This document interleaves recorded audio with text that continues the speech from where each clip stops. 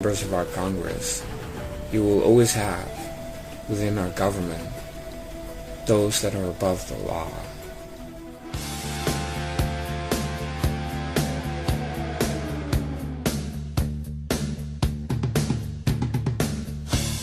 Hey, it's me, and I want to talk about this Iranian cell, and it has in it Choco, the Sasquatch, Valerie, the Iranian gargoyle, Jared, and John Kerry, also known as Lurch, Samantha Power, also known as Leslie Van Houten, she's one of the Manson killers, and Susan Uncle Ben's Rice.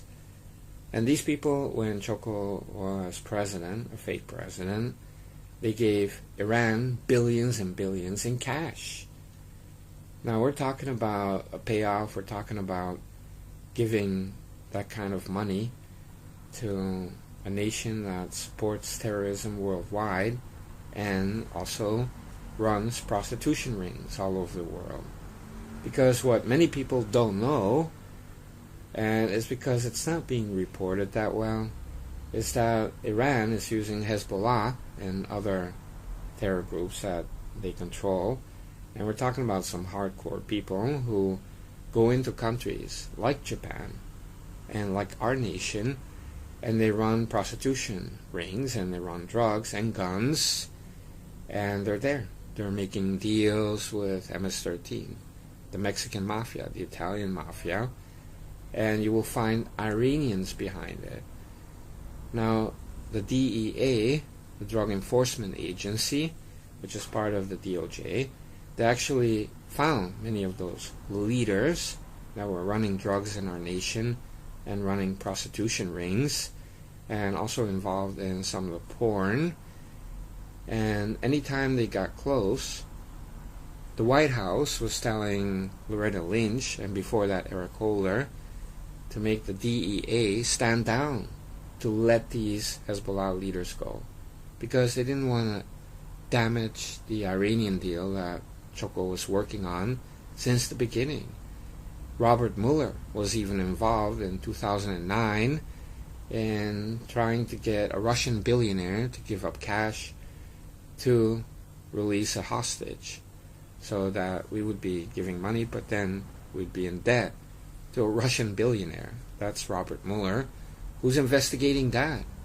Robert Mueller's not going to investigate himself, but it's just one of those signs that Choco was trying to make an Iranian deal from the get-go, and that's because he's a puppet of the Iranian gargoyle, Moshishi, Valerie Jarrett. She's Iranian, by the way, and she got into the White House, and, you know, Choco will do anything for that woman, and she's an Iranian agent, and so, of course, Choco was working on it right away, even making some kind of a Skype video where he's talking to Iran, and there's not even an American flag in the background, and he's there trying to suck up to the Iranian leaders, and it was so pathetic. And you can tell that Choco was just doing it because that was what Valerie, the Iranian gargoyle, Jarrett, wanted him to do. But it was more than that, because you had Eric Holder and Choco involved in running guns to cartels across the border. But at the same time, you also have reports of Hezbollah infiltrating just south of our border and setting up presence there. And they're making deals already with the cartels, and they're doing drugs and prostitution, human trafficking. And Choco is giving them cover in our nation that even when they get caught, they'll let go because of orders from the Attorney General, Loretta Lynch, before that Eric Holder. And this case has been referred to the Inspector General, so don't expect too much. But there's something there. I mean, if you can refer it to the Inspector General, something happened. And I'm very surprised that this does not get more media coverage. But if you have billions of dollars and euros and other currencies to give to Iran, that means you can buy off a lot of people in the media. As you can tell, even on our side, in the right media, you have people defending Iran and Syria, even attacking President Trump to do it. It's because these people are getting money. It's like bribes. So to support the Iranian deal. And before that, they did the same with the uranium deal. They pay off people in the media. And you have someone like Spandex Bones of the InfoHorse buying 4 Rolexes in a day and installing a swimming pool and a golf course on his estate. It's because he got paid off. And so he's attacking Trump, saying F Trump and F his family, off and on, not all the time, but when it came to Syria and Iran, he's always backing them and attacking Trump, like Trump is a liar. And that's when you can tell that these people have been bribed, and it's very sad. And of course the whole left has been bribed, and so everybody's looking the other way when it comes to pedophiles, human trafficking, porn, and the Iranian influence also in the drug trade. And so the DOJ is going after gangs, but how come we don't hear about Hezbollah?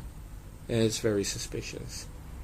And as you know, in Japan they have a lot of porn, and you have Iranians actually involved because, the Yakuza isn't what it's, painted as, like still so influential. It is not. It's still everywhere, but it's kind of like, spent force. They need backup, and that's Hezbollah. That's some really rough people coming from Iran and from the south of Lebanon. And you could say the same in our nation, because if you're gonna do porn, and I can tell you that from personal experience, suddenly you have a couple of guys showing up saying, hey, and it's like, oh man, because if you're gonna do drugs or guns or porn, you're gonna deal with some mobsters, and not just like the Italian mob, the Russians, and you have Armenians, and you have the Jewish mafia, and you're gonna need some really rough people to counter that. Now in the past it was like, I know some people that have guns and that's not enough anymore. You need, I have terrorists, I have Hezbollah people, and it's like, oh damn, that's like one up on me. And that's how it goes. So it's kind of like protection. And so Hezbollah gets a lot of revenue from that, as you can imagine. I mean, just the porn in our nation and the porn in Japan, I mean, you can build a whole new country just with that money. And that is what Iran is using as a revenue source. And Choco let it all happen. So even when the DEA was hot on the trail of some of the key players, it was Choco telling the Attorney General to tell the DEA to stand down. And that is very concerning to me, and we'll never hear the truth about it. But now that President Trump is going to impose massive sanctions on Iran, I really want to know if that goes combined with the DOJ going after Hezbollah in our nation. And is there going to be a push to investigate Choco and Valerie Jarrett and John Kerry and the roles they played in the past, but even what they're doing now? Are they communicating with Iranians? Are they communicating with Hezbollah? And what if they make some deal that they will ask Hezbollah to help out with riots or something like that, the political part of it, and kind of like make a deal with Iran to get backup from Hezbollah in our nation to attack Americans. And for that reason, I believe that Trump should really have the DOJ investigate Choco and Valerie Jarrett, who's Iranian, John Kerry, but also some of the other people.